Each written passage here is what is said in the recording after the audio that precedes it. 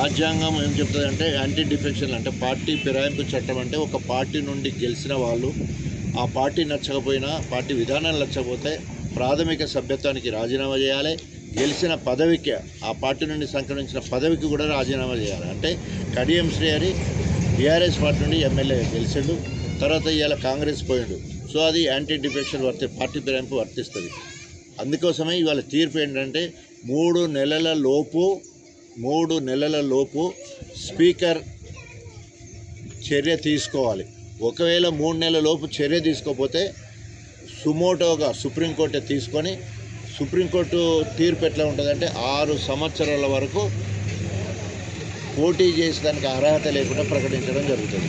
So అది జరగకముందు ఏం చేస్తారంటే వాళ్ళ పార్టీకి సంబంధించిన నేతలు కానీ లేదా స్పీకర్ కానీ 3 నెలల లోపే రాజీనామా చేయమని చేస్తారు. ఒకవేళ రాజీనామా చేయకపోతే 6 నెలల పోటీ చేయకుండా బహిష్కరణకు గురి కావాల్సి వస్తుంది. 6 సంవత్సరాలు 6 సంవత్సరాలు పోటీ చేయకుండా బహిష్కరించే కార్యక్రమం తీర్పులో గతంలో జరిగింది. తప్పకుండా 6 నెలల్లో ఎలక్షన్ వచ్చేయడం ఖాయం.